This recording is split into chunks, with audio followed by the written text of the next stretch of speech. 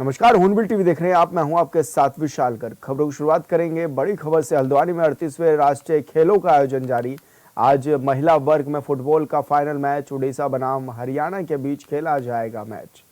तो ये बड़ी खबर आप तक पहुंचा रहे हैं, जहां पर लगातार राष्ट्रीय खेलों का आयोजन किया जा रहा है। उस दौरान आज महिला वर्ग में फुटबॉल का फाइनल मैच भी खेला जाएगा और इस दौरान उड़ीसा बनाम हरियाणा के बीच में ये मैच खेला जाएगा, जिसको लेकर तमाम तैयारियां भी तेज हो गई हैं। और इस दौरान बड़ी संख्या में दर्शक भी पहुंच रहे हैं, खिलाड़ी भी पहुंच रहे हैं। हल्द्वानी में 38वें राष्ट्रीय खेलों का आयोजन लगातार जारी है और आज महिला वर्ग में फुटबॉल का फाइनल मैच भी खेला जाएगा। और संवाददाता पंकज सक्सेना हमारे साथ फोन लाइन पर जुड़ गए हैं। पंकज, क्या कुछ जानकारी मिल रही है, किस तरह का आज का मुकाबला होने जा रहा है? देखिए विशाल, बताना चाहूंगा जो 38वें राष्ट्रीय खेल जो हल्द्वानी और पूरे उत्तराखंड के अंदर चल रहे हैं। आज 9वां दिन यहाँ पर जो खेल का चल रहा है, जिसमें जो कल जो मैच हुआ था बॉयज में उत्तराखंड बनाम दिल्ली के मध्य खेला जाएगा, जिसमें उत्तराखंड ने उत्कृष्ट प्रदर्शन करते हुए फाइनल में प्रवेश कर लिया है। और वहीं आज जो है महिला वर्ग में जो है फाइनल जो है उड़ीसा बनाम हरियाणा के मध्य खेला जाएगा। ये मैच जो है शाम 6 बजे प्रारंभ होगा। इस मैच के समापन के लिए फुटबॉल फेडरेशन ने पूरी तैयारी कर दी है। और सबसे बड़ी बात है कि जिस प्रकार से उत्तराखंड के अंदर जो है खेलों का आयोजन किया जा रहा है, खेल प्रेमी में काफी उत्साह दिखाई पड़ा और युवक युवतियां काफी संख्या में जो मैच का आनंद लेने पहुंच रहे हैं। जी, ऐसे में क्या माना जाए, कितना उत्साह दिखाई दे रहा है खिलाड़ियों में भी और दर्शकों में भी?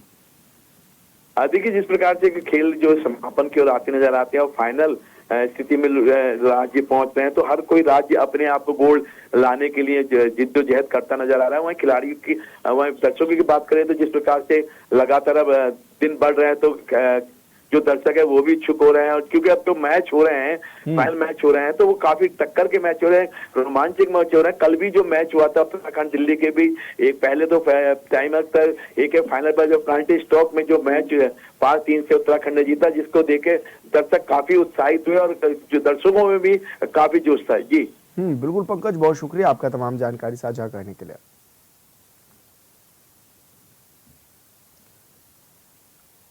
दिल्ली देहरादून एक्सप्रेसवे का निर्माण कार्य जारी है। वहीं लोक निर्माण विभाग के सचिव डॉक्टर पंकज कुमार पांडे का कहना है कि एनएचआई की तरफ से एक्सप्रेसवे का काम तेजी से किया जा रहा है। उन्होंने बताया कि कुछ कारणों से पहले से प्रस्तावित इस एक्सप्रेसवे का उद्घाटन नहीं हो पाया, लेकिन कोशिश की जा रही है कि जल्द ही एक्सप्रेसवे का कार्य पूरा कर लिया जाए और जल्द ही इसका उद्घाटन भी किया जाए।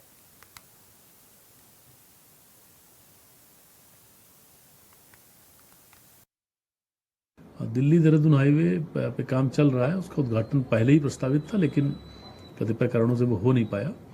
इसमें भारत सरकार के स्तर से निर्णय होना है, क्योंकि बहुत बड़ा प्रोजेक्ट है, भारत सरकार का प्रोजेक्ट है। तो एनएचआई इसको वर्कआउट कर रहा है और जैसे ही भारत सरकार से इसमें निर्देश प्राप्त होते हैं, इसका उद्घाटन किया जाएगा। और संवाददाता योगेश आर्य हमारे साथ फोन लाइन पर जुड़ गए हैं। योगेश, क्या कुछ जानकारी मिल रही है, कब उद्घाटन हो सकता है एक्सप्रेसवे का? देखिए बिल्कुल विशाल, मैं आपको बता दूं कि जिस तरह से दिल्ली देहरादून नेशनल हाईवे का उद्घाटन होना है, उसको लेकर के भी तारीख भी ऐलान हो गया था कि जब 38वें राष्ट्रीय खेलों का उद्घाटन होगा उसी दौरान पीएम मोदी इसका उद्घाटन करेंगे। लेकिन कार्य पूरा न होने की वजह से एनएचआई ने इसके उद्घाटन पर तिथि को आगे ले जाने का फैसला लिया है। और यही कारण है कि अभी एनएचआई जो है अपने कार्य में तेजी ला रहा है और लगातार इसको काम को पूरा करने के लिए लगातार जो श्रमिक है वो लगे हुए हैं। और अब देखिए जिस तरह से देखा जाए कि 13,000 करोड़ का ये पूरा प्रोजेक्ट है और इसमें 4 फेज हैं। 4 फेज की अगर बात करें तो दिल्ली के अक्षरधाम से शुरू होकर ये बागपत और बागपत से सहारनपुर बाईपास का दूसरा फेज रहेगा। तीसरा फेज की बात करें तो सहारनपुर बाईपास से लेकर गणेशपुर तक, और गणेशपुर से जो चौथा फेज है वो देहरादून को जोड़ता है, जो कि एलिवेटेड के रूप में बन रहा है।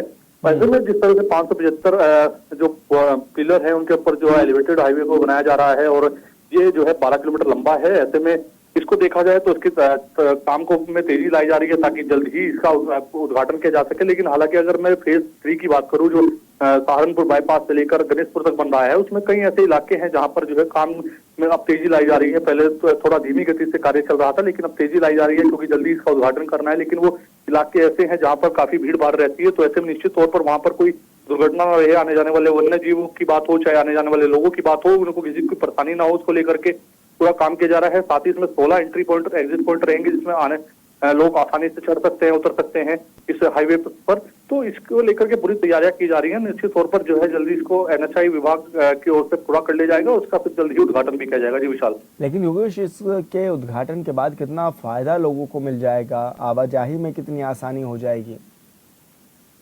देखिए बिल्कुल, जिस तरह देखा जाए कि 12 किलोमीटर का लंबा ये हाईवे जो है एलिवेटेड है और इसमें पहाड़ी क्षेत्र में लगता है, राजा टाइगर रिजर्व के क्षेत्र में लगता है, तो ऐसे में वहाँ के जो वन्य जीव को किसी प्रकार की परेशानी ना हो उसके लिए रखा गया है। लेकिन देखिए दरअसल अगर बात करें तो इसके दिल्ली से देहरादून का जो समय है वो 6.5 घंटे लगता था, लेकिन उसी में सबसे ज्यादा समय अगर लगता था तो पहाड़ी क्षेत्र में लगता था, क्योंकि वहां पर जो है काफी घुमावदार रास्ते होने की वजह से लोगों की गति जो है वो धीमी रहती थी। इस वजह से जो है अब एलिवेटेड बनाया गया है, उसमें जो है घुमाव वो काफी कम है और साथ ही साथ समय भी कम लगेगा। 12 किलोमीटर का जो ये सफर है ये मात्र 10 मिनट के अंदर जो है 12 मिनट के अंदर जो है चालक पूरे कर पाएंगे। और साथ ही साथ पहले जो है इसको लेकर के 1.25 घंटे का समय जो है वो करीब लगता था और वो समय कम हो जाएगा। इसलिए दिल्ली और देहरादून के जो सफर की बात की जा रही है वो करीब 2.5 घंटे की बात की जा रही है कि 2.5 घंटे में सफर तय होगा।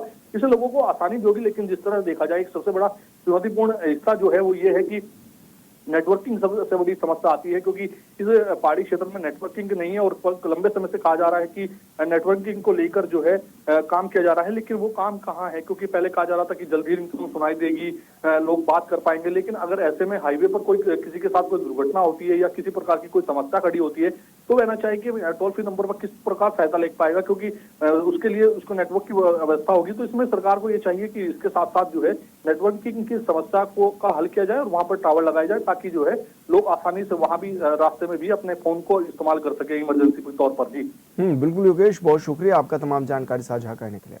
देहरादून स्थित राजभवन में वसंत उत्सव 7 मार्च से 9 मार्च तक आयोजित किया जाएगा। राजभवन में राज्यपाल गुरमीत सिंह की अध्यक्षता में आयोजित हुई बैठक में निर्णय लिया गया है।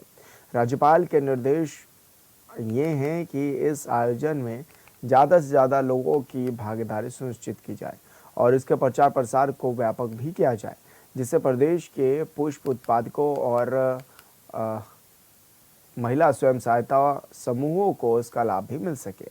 उन्होंने कहा है कि इस आयोजन में IHM और GMVN की मदद से फूड कोर्ट की भी व्यवस्था की जाए, जिसमें सबसे ज़्यादा मोटे अनाज से बनने वाले व्यंजनों को प्राथमिकता दी जाए।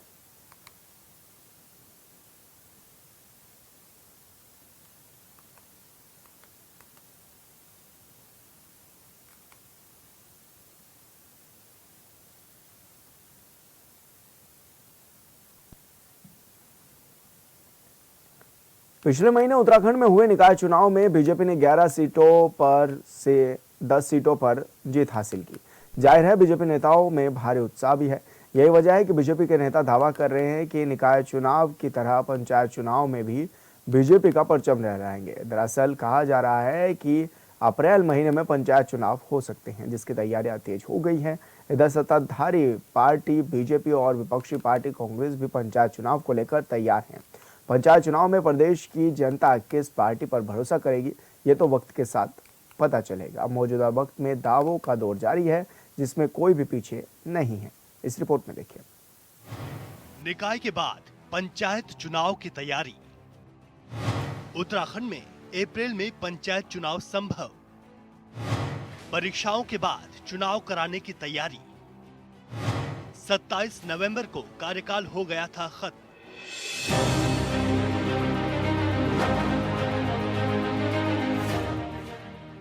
उत्तराखंड में नगर निकाय चुनाव के बाद अब पंचायत चुनाव की चर्चा तेज है।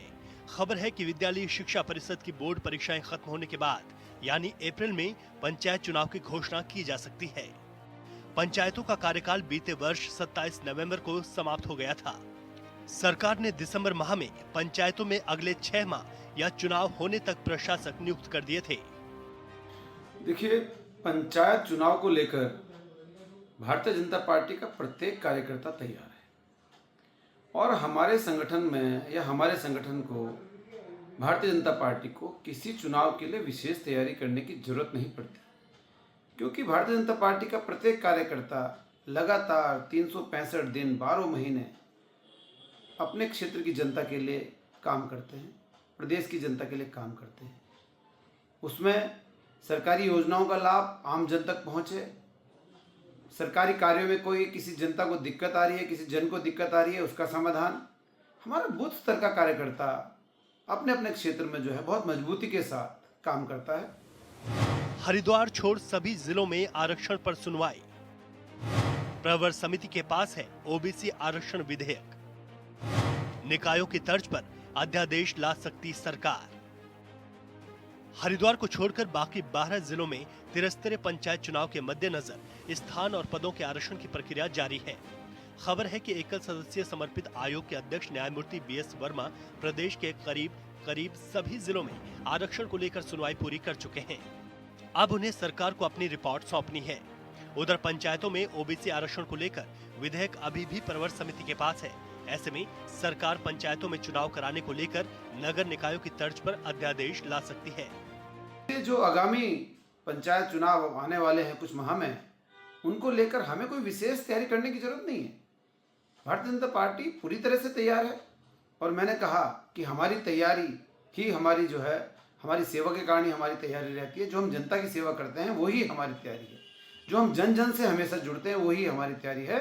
और जिस प्रकार निकाय चुनाव में भारतीय जनता पार्टी ने पूरे प्रदेश में अपना परचम लहराया, 11 में से 10 निगम हमने जीते और कांग्रेस का तो खाता भी नहीं खुला, उसी प्रकार पंचायतों में भी भारतीय जनता पार्टी भारी बहुमत के साथ जो है विजय प्राप्त करेगी। ग्राम पंचायतों की संख्या 7,796 से बढ़कर 7,823। ग्राम पंचायत वार्डों की संख्या बढ़कर 59,357। जिला पंचायत की सीटें 385 से बढ़कर 389। क्षेत्र पंचायतों की संख्या 3,162 से बढ़कर 3,157। कुछ ग्राम पंचायत नगर पालिका से हुए हैं बाहर। प्रदेश में त्रिस्तरीय पंचायतों के चुनाव के लिए विभाग की ओर से हरिद्वार को छोड़कर सभी जिलों में ग्राम, क्षेत्र और जिला पंचायतों का परिसीमन किया गया। ग्राम पंचायतों के परिसीमन के बाद ग्राम पंचायतों की संख्या 7,796 से बढ़कर 7,823 हो गई, जबकि ग्राम पंचायत वार्ड 59,219 से बढ़कर 59,357 और जिला पंचायत की सीटें 385 से बढ़कर 389 हो गई हैं। हालांकि क्षेत्र पंचायतों की संख्या बढ़ने के बजाय 3,162 से घटकर 3,157 हो गई, लेकिन शहरी विकास विभाग की ओर से कुछ निकायों का विस्तार और कुछ ग्राम पंचायतों को नगर पालिका क्षेत्र से बाहर किया गया है। एडवाइजरी कमेटी है, उन लोगों की एक बैठक हम लोग बुलाएंगे। प्रभारी जी से मैं बात करूंगा और उस बैठक में तय करेंगे कि हमको आगे क्या रणनीति बनानी है। उसी हिसाब से फिर हम पंचायत की तैयारियां करेंगे। लेकिन जिस तरीके से बीजेपी ने चुनाव को प्रभावित किया है, निश्चित ही वो दुर्भाग्यपूर्ण है। अभी मेरे एक साथी थे, मैं आपका परिचय भी कराता हूँ, इलेक्शन वेबसाइट में भी जीते हैं, चुनाव खत्म होने के बाद उनको जीता हुआ डिक्लेयर भी कर दिया और अचानक फिर वो थोड़ी देर के लिए बाहर उनको भेजा गया और हारा हुआ घोषित कर दिया। तो ऐसी स्थितियां देखने को मिली हैं जो निश्चित ही दुर्भाग्यपूर्ण है। निकाय चुनाव में जीत से बीजेपी उत्साहित। कांग्रेस पार्टी भी कर रही है जीत का दावा। पंचायत चुनाव में जनता किसका देगी साथ? पिछले महीने नगर निकाय चुनाव में बीजेपी ने बेहतर परफॉर्मेंस किया था। 11 मेयर पदों पर 10 सीटों पर बीजेपी से पार्टी में भारी उत्साह है। बीजेपी का मानना है कि निकायों की तरह ही पंचायत की जनता भी सत्ताधारी पार्टी का साथ देगी। इधर विपक्ष भी जीत का दावा कर रहा है।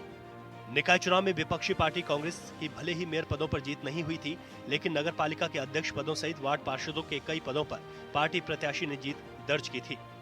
बड़ी बात यह है कि निकाय चुनाव में मेयर पद छोड़ दें तो सबसे ज्यादा निर्दलीय प्रत्याशियों की जीत हुई थी। अब पंचायत चुनाव में किसकी जीत होगी, ये तो वक्त के साथ ही पता चलेगा। Bureau report, hornbill TV.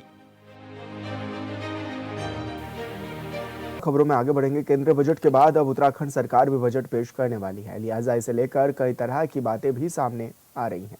Hornbill TV से बातचीत में बीजेपी के विधायक खजान दास ने कहा है कि केंद्रीय बजट में भी आम जनता को बड़ी राहत दी गई है और प्रदेश सरकार भी आम जनता की समस्याओं को ध्यान में रखकर बजट बना रही है। इस रिपोर्ट में देखिए। राजपुर से विधायक खजान दास जी हमारे साथ मौजूद हैं। सर, केंद्रीय बजट आ गया है, किस तरह से आप इसको देख भी रहे हैं? 12 लाख तक की आय पर अब कोई टैक्स नहीं देना होगा। देखिए, इस समय का जो केंद्र सरकार ने जो बजट लाया, मैं सबसे पहले माननीय प्रधानमंत्री जी को और केंद्रीय वित्त मंत्री जी को बहुत बहुत बधाई देना चाहूँगा। ये बजट जनता के हित में है, लोक लुभावना बजट है और कुल मिलाकर के देखा जाए तो 12 लाख रुपए तक का छूट देना कर में, ये बहुत बड़ी बात है। पहले 7 लाख था, इसको बढ़ा करके 5 लाख और किया, तो 12 लाख रुपया जिस तरह से उन्होंने छूट में पूरी रियायत दी है, इसके लिए मैं बहुत बधाई और शुभकामनाएं देना चाहूँगा, क्योंकि ये बजट गरीबों का बजट है और एक पूरे भारत की जनता का, एक चाहे किसी भी कैटेगरी का व्यक्ति भारत में जो रहता है उसके हित का है। अच्छा सर, उत्तराखंड का भी क्योंकि बजट होना है, ऐसे में क्या लग रहा है, क्योंकि 9 फरवरी तक सुझाव भी मांगे गए हैं सभी लोगों से कि आप अपने सुझाव दे सकते हैं कैसा बजट होना चाहिए, और कैसा आपको भी लगता है कि इस बार का बजट होना चाहिए उत्तराखंड के लिए? देखिए, मैं सबसे पहले तो मुख्यमंत्री जी को बहुत बहुत बधाई और शुभकामनाएं देना चाहूँगा। और जैसा उन्होंने कहा मुख्यमंत्री जी ने कि ये जो 2025 का जो वर्ष है, 25 साल का उत्तराखंड होने जा रहा है और ये एक अच्छा वर्ष होगा। और इसके लिए जो बजट भी आएगा वो बजट बहुत ही प्रदेश की जनता के हित का होगा। और इस बजट की तैयारी जैसे लोगों से विचार विमर्श करके लोगों के सुझाव लिए जा रहे हैं कि कैसा हमारा, जैसे प्रधानमंत्री जी ने कहा कि ये दशक उत्तराखंड का होगा, इसी के निमित्त इस बजट की तैयारी की गई। और जो केंद्रीय बजट आएगा उससे मिलता जुलता और बहुत ही अच्छा शानदार प्रदेश के हित का होगा। सर, राष्ट्रीय खेल प्रदेश में जारी हैं और लगातार, क्योंकि देहरादून से भी बड़ी संख्या में खिलाड़ी ऐसे हैं जो पार्टिसिपेट कर रहे हैं, किस रूप में आप इसको देख भी रहे हैं? और खेलों में क्योंकि उत्तराखंड खेल प्रदेश बने, इसको लेकर भी आप लोग पहल कर रहे हैं। देखिए, इसमें मैं माननीय प्रधानमंत्री जी को बहुत बहुत बधाई और शुभकामनाएं देना चाहूँगा कि इस समय उन्होंने उत्तराखंड को चुना है। राष्ट्रीय खेल उत्तराखंड में हो रहे हैं, कोई छोटी बात नहीं है। ये उत्तराखंड छोटे प्रदेश के लिए और जो नया राज्य बना है उसको लेकर के बहुत बड़ी बात है। इसलिए माननीय मुख्यमंत्री जी ने जिस प्रकार की पहल की और जिस प्रकार से इस खेल को एक ऐसा एक इतिहास रचा है, जिस तरह से इसका उद्घाटन हुआ, माननीय प्रधानमंत्री जी ने उद्घाटन किया, उससे ऐसा लगा कि पूरा भारतवर्ष उत्तराखंड में समा गया है और आज इसके अच्छे परिणाम भी होंगे। सर, शीतकालीन यात्रा के लिए भी प्रधानमंत्री नरेंद्र मोदी आने वाले हैं, क्या लग रहा है, कितना उत्साहित हैं आप लोग? देखिए, ये केदारनाथ की धरती है, ये बद्रीनाथ की धरती है, जहाँ पर यमुना बहती है, गंगा बहती है। और माननीय प्रधानमंत्री जी उत्तराखंड की हित की हमेशा बात करते हैं और उत्तराखंड से एक माननीय प्रधानमंत्री जी को भगवान केदारनाथ का भी आशीर्वाद है, एक नई प्रेरणा मिलती है, एक नई ऊर्जा मिलती है। और इसके निमित्त वो उत्तराखंड में अब आने वाले हैं। जो शीतकालीन यात्रा जो होगी वो उनके उद्घाटन पे जब करेंगे इसका, तो बहुत एक अच्छा मैसेज पूरे उत्तराखंड में नहीं पूरे देश में जाएगा। सर, यूसीसी आपने लागू कर दिया, लेकिन विपक्ष कहीं ना कहीं खुश नजर नहीं आ रहा है यूसीसी से, क्या लग रहा है? देखिए, यूसीसी लागू किया ये एक सपना था, हमने भी नहीं सोचा था कभी। जब 2022 में माननीय मुख्यमंत्री जी ने चुनावी घोषणा की कि हम आएंगे सत्ता में पुनः, तो हम यूनिफॉर्म सिविल कोड को लाएंगे, तो उस समय हम लोगों को लगता था कि कैसा होगा, क्या होगा, बहुत बड़ा विरोध होगा। परंतु 27 जनवरी को इसको लागू किया गया है और ये उत्तराखंड के हित के लिए। और ऐसा कोई नहीं है, नाराज़गी नहीं है। वो नाराज़गी, भ्रांतियाँ जो फैला रहे हैं कुछ लोग, जो भ्रांतियाँ फैलाने का काम करते हैं, चाहे सरकार कितना भी अच्छा काम करे, पुष्कर सिंह धामी जी चाहे कितने से कितना अच्छा काम करे, फिर भी लोग कुछ ना कुछ उसमें खूबियाँ निकालते हैं। ये सब जब ये भ्रांतियाँ दूर होगी, लोगों को समझ में जब आएगा तो सब ठीक हो जाएगा। सर, हरीश रावत जी कह रहे हैं कि इससे लव जिहाद के मामले बढ़ जाएंगे, लिव इन रिलेशनशिप के मामले पर भी, क्योंकि यूसीसी को लाया गया है, तो इस तरह के चीज़ें, इस तरह के सवाल वो उठा रहे हैं और मुख्यमंत्री पुष्कर सिंह धामी को यूसीसी बॉय भी बता रहे हैं। देखिए, यूसीसी बॉय का जहाँ तक सवाल है, ये उनका सोच है, क्योंकि हरीश रावत जी बहुत बड़े लीडर हैं इस प्रदेश के। लंबे समय तक वो सांसद भी रहे, केंद्रीय मंत्री भी रहे, मुख्यमंत्री भी रहे हैं। परंतु अब थोड़ा सा बुढ़ापा भी जब आ जाता है ना, तो फिर ना कुछ सवाल उनके मन में कुछ ऐसे आते होंगे जो सकारात्मक ना हो, तो इसलिए उन्होंने ये बात कही होगी।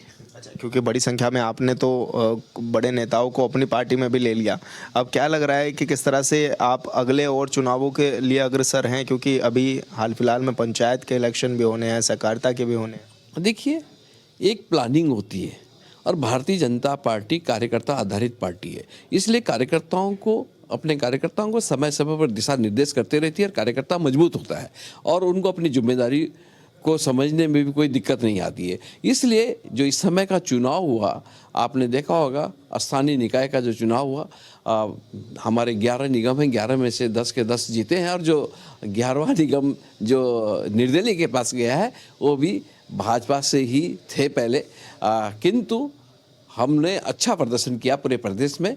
हम सबसे ऊपर हैं, सबसे ज़्यादा सीटें हमने ली है और पंचायत चुनाव होने वाले हैं। पंचायत चुनाव में और गहनता से और मेहनत के साथ हम लड़ेंगे। हम अपने आप को कभी ऐसा महसूस नहीं होने देते हैं कि हम जीतने वाले हैं या जीत के उसमें पहुँचे हुए हैं। हम अपने आप को न्यूनतम मानते हैं। न्यूनतम यानी कि हम अपने आप को 40% मानते हैं और दूसरे को 60% में लेकर के चलते हैं, और इसीलिए हम 51% में कैसे पहुंचे, ये प्लानिंग भारतीय जनता पार्टी करती है। अच्छा, दिल्ली में अहम जिम्मेदारी भी मिली आपको, दिल्ली गए थे आप, किस तरह का चुनाव का माहौल बना हुआ है अभी हाल फिलहाल में? देखिए, दिल्ली का चुनाव बहुत ही अहम चुनाव है। केजरीवाल से लोग त्रस्त हो गए हैं। वो अब इस समय दिल्ली में हम जो पौष इलाकों को छोड़ करके जो जहाँ पे गरीब व्यक्ति रहता है, हमारी झुग्गियाँ झोपड़ियाँ हैं और जो बस्तियाँ रहती है, वहाँ के हाल बहुत बुरे हैं। सीवर बह रहा है खुले में, पानी बह रहा है, नालियाँ ठीक नहीं है, सारी अव्यवस्थाओं को लेकर के अब उब भी गए हैं, जनमानस उग गया है। इसलिए भारतीय जनता पार्टी पूरे बहुमत के साथ वहाँ पर आने वाली है। अच्छा, मुख्यमंत्री पुष्कर सिंह धामी भी डेरा डाले हुए हैं वहाँ पर, किस तरह से लग रहा है, क्या माहौल बना रहे हैं? मुख्यमंत्री हमारे भाग्यशाली हैं। जहाँ जहाँ मुख्यमंत्री जी जाते हैं किसी भी चुनाव क्षेत्र में, अभी तक का जो रिकॉर्ड है वहाँ पर जीत के आते हैं। जैसे हरियाणा गए थे, हरियाणा में वो 12 जगह उन्होंने सभाएं की और 12 में से 10 सीटें जीती हैं। तो इसलिए चाहे हिमाचल में गए, चाहे किसी भी जब जाते हैं प्रदेश में, तो कुछ न कुछ नया करके आते हैं, क्योंकि एक युवा है, युवा चिंतन है, युवा सोच है। इसलिए दिल्ली में भी पूरी जोर शोर के साथ प्रचार हो रहा है, जनमानस उमड़ रहा है। और दिल्ली में उत्तराखंड की आबादी बहुत ज़्यादा है, इसलिए उत्तराखंड का व्यक्ति धामी जी से प्यार करता है, प्रेम करता है और उनके निर्णय को समझता है, उनके निर्णय को जानता है। इसलिए वहाँ पर भारी मोहब्बत से जीतने वाले हैं। धन्यवाद सर, हॉर्नबिल टीवी से बातचीत करने के लिए। हमारे साथ विधायक खजानदास जी थे, जो कि तमाम विषयों पर हमसे बातचीत कर रहे थे। हॉर्नबिल टीवी के लिए देहरादून से विशाल गर्ग। और फिलहाल इस बुलेटिन में इतना ही। आप देखते रहिए हॉर्नबिल टीवी। नमस्कार।